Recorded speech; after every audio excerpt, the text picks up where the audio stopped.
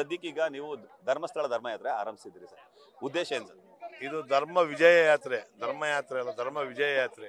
ಇವತ್ತೇನು SIT ಅನ್ನ ರಚನೆ ಮಾಡಿದಂತ ನಮ್ಮ ಮುಖ್ಯಮಂತ್ರಿಗಳಂತ ಸನ್ಮಾನ್ಯ ಸಿದ್ದರಾಮಯ್ಯ ಸಾಹೇಬರು, DK ಶಿವಕುಮಾರ್ ಸಾಹೇಬರು ಮತ್ತೆ ಪರಮೇಶ್ವರ್ ಸಾಹೇಬರು ಮೂರು ಜನನೂ ಇವತ್ತು ಆ ಧರ್ಮ ಕೇಂದ್ರ ಶ್ರದ್ಧಾ ಕೇಂದ್ರದ ಬಗ್ಗೆ ಏನು ಅಪಪ್ರಚಾರ ಇತ್ತು, ಕಳಂಕ ಇತ್ತು, ಅದನ್ನ ತೊಡೆದಾಕುವಂತ ಕೆಲಸವನ್ನ ನಮ್ಮ ಸರ್ಕಾರ ಮಾಡಿದೆ ಅಂತ ಹೆಮ್ಮೆಯಿಂದ ನಾವು ಹೇಳ್ಕೊಳಕ್ಕೆ ಇಷ್ಟಪಡ್ತೀವಿ. ಇವತ್ತು ಶ್ರದ್ಧಾ ಕೇಂದ್ರಗಳ ಬಗ್ಗೆ ಯಾರೇ ಅಪಪ್ರಚಾರ ಮಾಡಿದ್ರು ಅವ್ರಿಗೆ ತಕ್ಕ ಶಾಸ್ತಿ ಸಿಗ್ತದೆ ಅಂತ ಅನ್ನೋದನ್ನು ನಾವು ಈಗ ನೋಡ್ಬೋದು. ಅದನ್ನ ಮಾಡಿದಂಥದ್ದು ನಮ್ಮ ಸರ್ಕಾರ, ನಮ್ಮ ಪಕ್ಷ. ಹಾಗಾಗಿ ನಾವು ನಮ್ಮ ವಿಧಾನಸಭಾ ಕ್ಷೇತ್ರದ ಎಲ್ಲ ಮುಖಂಡರುಗಳು, ನಾಯಕರುಗಳು ಎಲ್ಲರನ್ನು ಸೇರಿ ಧರ್ಮ ವಿಜಯ ಯಾತ್ರೆಯನ್ನ ಮಾಡ್ಬೇಕು. ನಾವು ಧರ್ಮಸ್ಥಳಕ್ಕೆ ಹೋಗಿ ನಾವೆಲ್ಲ ಭಾರತ ದೇಶದವರು ಶಿವನ್ನ ಆರಾಧಿಸುವಂಥವ್ರು. ಆ ಶಿವನ್ನ ಹೋಗಿ ಮಾತಾಡಿ, ಆ ಶಿವನ ಹತ್ರ ಹೋಗಿ ನಾವು ಭಕ್ತಿಪೂರ್ವಕವಾಗಿ ನಂಬಿಸಿ, ಆ ಭಕ್ತಿಪೂರ್ವಕವಾಗಿ ಶಿವನ ಹತ್ರ ಬೇಡ್ಕೊಂಡು ಬರುವಂತ ಕೆಲಸವನ್ನ ನಾವು ಮಾಡ್ತಾ ಇದೀವಿ.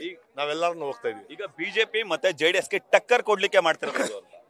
ಇದು ಯಾವುದೇ ಪ್ರತಿಪಕ್ಷಗಳಿಗೆ ಟಕ್ಕರ್ ಕೊಡುವಂತದ್ದಾಗ್ಲಿ ಕೌಂಟರ್ ಕೊಡುವಂತದ್ದಾಗಲ್ಲ.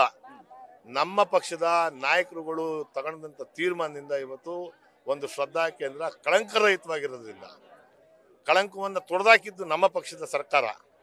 ಹಾಗಾಗಿ ನಾವು ಧರ್ಮ ವಿಜಯ ಯಾತ್ರೆಯನ್ನ ಮಾಡ್ತಾ ಇದೀವಿ.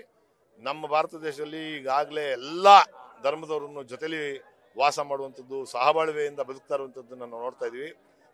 ಧರ್ಮವನ್ನ ಎತ್ಕಟ್ಟುವಂಥದ್ದು, ಜಾತಿಯನ್ನ ಎತ್ಕಟ್ಟುವಂತ, ದೇವ್ರುಗಳನ್ನ ಎತ್ಕಟ್ಟುವಂಥದ್ದು, ದೇವ್ರುಗಳನ್ನ ಉಪಯೋಗಿಸ್ಕೊಳ್ಳುವಂಥದ್ದು, ಭಗವಂತನ ಉಪಯೋಗಿಸ್ಕೊಳ್ಳುವಂಥದ್ದು ರಾಜಕಾರಣ ಮಾಡೋದಕ್ಕೆ ನಮ್ಗೆ ಬರಲ್ಲ. ಅದನ್ನ ಮಾಡುವಂತವ್ರಿಗೆ ಆ ಭಗವಂತನೇ ತಕ್ಕ ಶಾಸ್ತಿಯನ್ನ ಮಾಡ್ತಾರೆ. SIT ತನಿಖೆ ಕಂಪ್ಲೀಟ್ ಆಗ್ಬೇಕು, ಅಲ್ಲಿವರೆಗೆ ಯಾಕೆ ಈ ಯಾತ್ರೆ ಅಂತ SIT ತನಿಖೆಯಲ್ಲಿ ಈಗಾಗ್ಲೇನೆ ಏನು ನಿಮ್ಮ ಮಾಧ್ಯಮದ ಮುಖಾಂತರನೇ ಏನೇನು ಮಾಸ್ಕ್ ಮ್ಯಾನ್ ಇದ್ದ ಅವನನ್ನು ಕರ್ಕೊಂಡು ಬಂದು ಯಾರೇನ್ ಮಾಡಿದ್ರು, ಮತ್ತೆ ಅದನ್ನ ಷಡ್ಯಂತ್ರ ಮಾಡ್ತಿದ್ದವ್ರು ಯಾರು, ಇವರೆಲ್ಲ ಗಿರೀಶ್ ವಟ್ಟಣ್ಣನವರು ಎಲ್ಲಿಯವರು RSSನವರು, ಯಾರು ಇನ್ನೊಬ್ಬ ತಿಮ್ಮಾರೋಡಿ ಎಲ್ಲಿಯವರು, ಅವರು ಎಲ್ಲ RSSನವರು, ಅವ್ರು ಎಲ್ಲರ ಬಣ್ಣನೂ ಬಯಲು ಮಾಡಿದ್ದು SIT. ಆ SIT ತನಿಖೆ ಈಚೆಗೆ ಬರೋದಕ್ಕೆ ಮುಂಚೆನೆ ನೀವೆಲ್ಲವನ್ನು ತಿಳಿಸ್ತಾ ಇದ್ರಿ. SIT ತನಿಖೆನೂ ಆದಷ್ಟು ಬೇಗನೆ ಈಚೆ ಕಡೆ ಬರ್ತದೆ.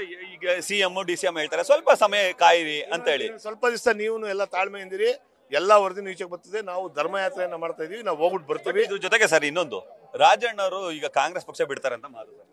ಅದು ನಮ್ಮ ಹೈಕಮಾಂಡ್ ಅವ್ರನ್ನ ಕೇಳಿ, ನಮ್ಮ ಹಿರಿಯ ನಾಯಕರನ್ನ ಕೇಳಿ. ಅದನ್ನ ಇಲ್ಲ, ರಾಜಣ್ಣವ್ರು ಯಾವುದೇ ಕಾರಣಕ್ಕೂ ಪಾರ್ಟಿ ಬಿಡಲ್ಲ. ರಾಜಣ್ಣವ್ರು ನಮ್ಮ ಪಕ್ಷದವರು, ನಮ್ಮ ನಾಯಕರು, ಅವರು 100ಕ್ಕೆ 100 ನಮ್ಮ ಪಾರ್ಟಿಲೇ ಇರ್ತಾರೆ. ಬಿಜೆಪಿ ಸಂಪರ್ಕದಲ್ಲಿದ್ದಾರೆ ಅಂತ ಬಾಲಕೃಷ್ಣ ಅವರು ಹೇಳ್ತಾರೆ. ಅದನ್ನ ಅವ್ರನ್ನೇ ಕೇಳಬೇಕು.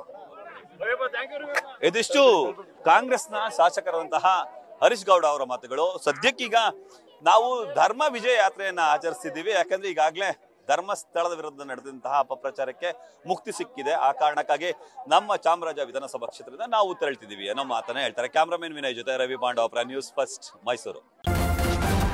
ನ್ಯೂಸ್ ಫಸ್ಟ್ ನಿರ್ಭೀತಿಯಿಂದ ನಿಮ್ಮ ಪರವಾಗಿ.